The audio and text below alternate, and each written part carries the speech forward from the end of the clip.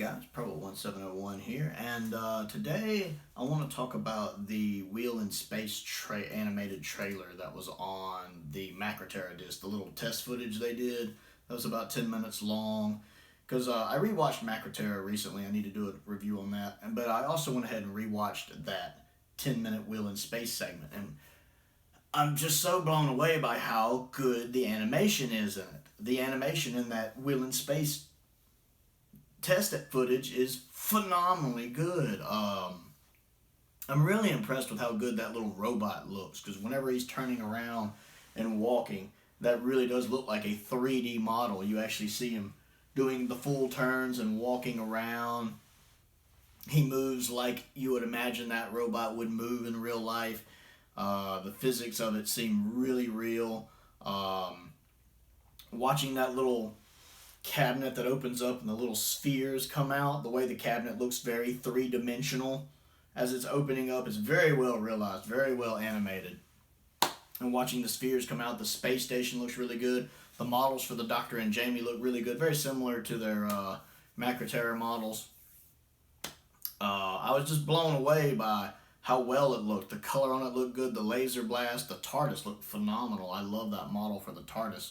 And it just kills me that stories like Fury from the Deep look so much worse. I don't understand how you can have something that was done way beforehand look so good, and then something, the most recent animation, looks so bad by comparison. It's like the budget just got chopped, or they're having to turn these out so much. And I get that, this is just a little 10-minute clip just to kind of prove they can make it work, and Fury from the Deep is 6 episodes, so maybe they had to cut corners. My big concern is the deadlines. I think deadlines are what are killing some of these animations. We know for a fact the deadline was what hurt the original version of Power of the Daleks, or the original animation for it. They wanted it to air on the 50th anniversary of the original broadcast, so they had to take shortcuts, which is why we got the special edition later, and the special edition is much improved. I really don't like them making these deadlines. I don't mind only getting one animation a year, or even having multiple teams work on one animation a year, if it means I get a good animation that's as good a quality as this 10-minute trailer is. And Macra is really good as well. But the animation in this trailer could be some of the best Doctor Who animation I've ever seen. It looks phenomenal.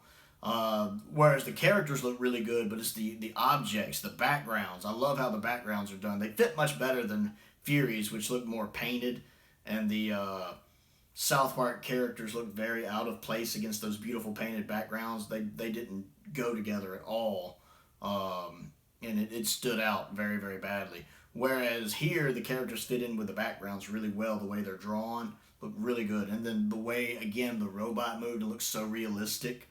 And when the characters turn, they look much more fluid, like they were on a 3D rig, which looked really good, as opposed to Fury's, which, again, looked like South Park. Like they had a front face, a three-quarter face, and a side face.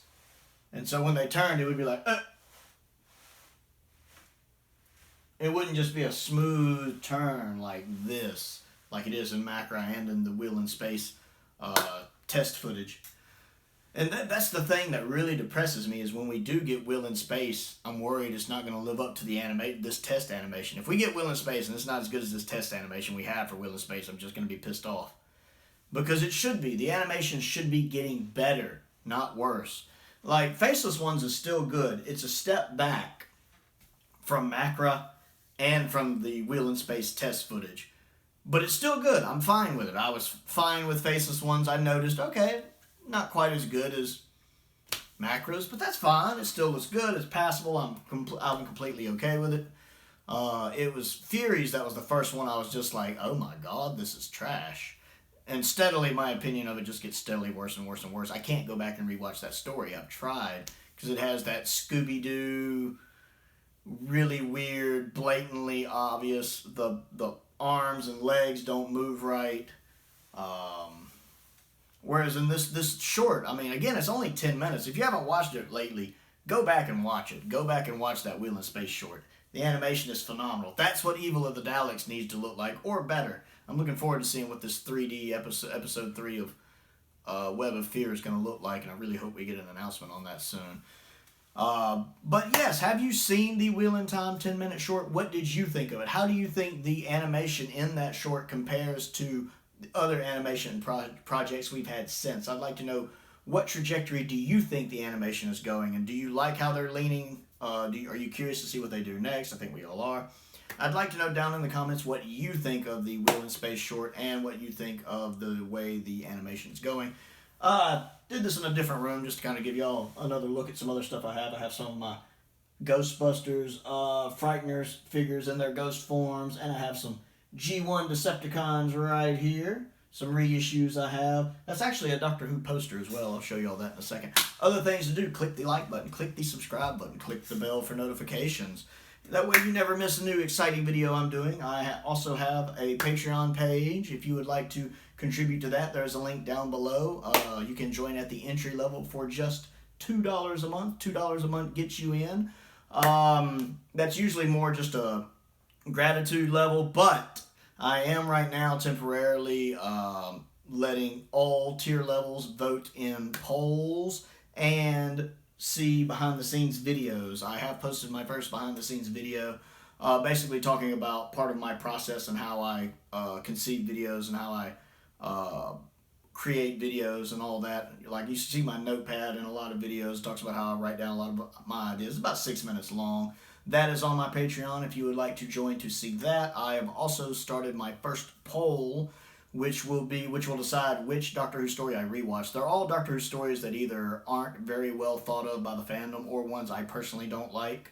I believe it's the Crotons, the Android Invasion, Arc of Infinity, Sleep No More, the God Complex, and the Idiot's Lantern. And whichever one wins the poll is the one I will rewatch and do a review of here. So if you would like to torture me and make me watch the Android Invasion or the God Complex again, pop over there. You can again join for a minimum of just $2 a month. You can contribute more if you like. There are other higher tiers. But it'd be a good way to be like, I want to make him watch the God Complex again. I'm sick and tired of him insulting that. Or Android Invasion, how dare he insult a Hinchcliffe-era story. Yeah, let's make him watch that again. So yeah, click down below and check that out. Most importantly though, stay safe out there. And thank you for watching. Oh, and real quick, let me show you. I do have a Doctor Who poster. Yeah, I've had that one. I bought that one at a con. Quite some time ago, actually. Several years ago, I bought that at a con. Right before Matt Smith started his first season. So yeah, over 10 years ago. And there's some Ninja Turtles as well. Anyway, guys, take care. And thank you for watching.